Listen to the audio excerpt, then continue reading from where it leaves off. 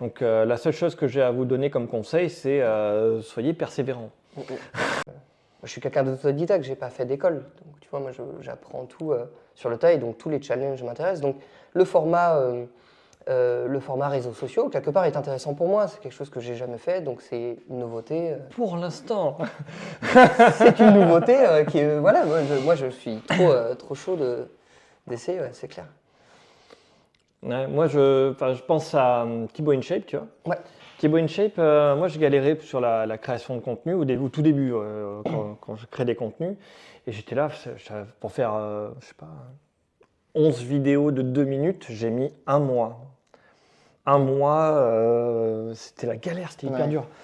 Et sachant qu'en réalité, on te demande d'avoir, de faire du volume, quoi. Donc il faut faire, dans l'idéal, une vidéo par jour, ce qui est très difficile Ouais. à faire, hein. C'est vraiment très très dur.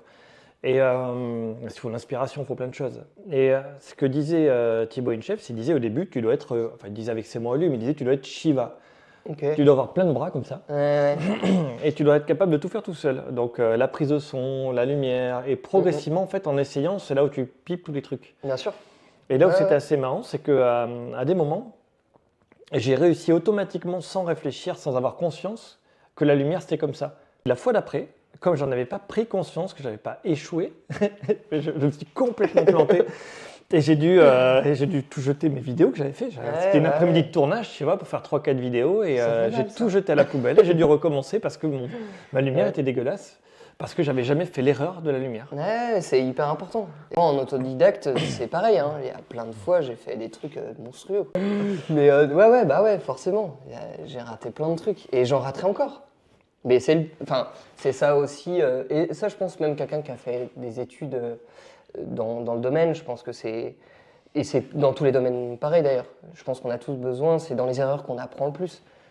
On apprend aussi quand on réussit, mais forcément, on va dire, ça nous permet d'acquérir et de poser le truc. Ok, bah si j'ai réussi grâce à ça, ok, ça me permet de savoir ça marche.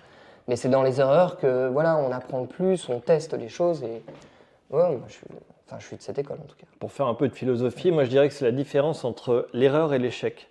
C'est-à-dire que si tu fais quelque chose, tu considères que c'est une erreur, ça veut dire que tu peux apprendre, corriger et t'améliorer. Si par contre tu considères que c'est un échec, t'arrêtes Ouais. et tu retouches plus au sujet, tu ne peux pas progresser. Ouais.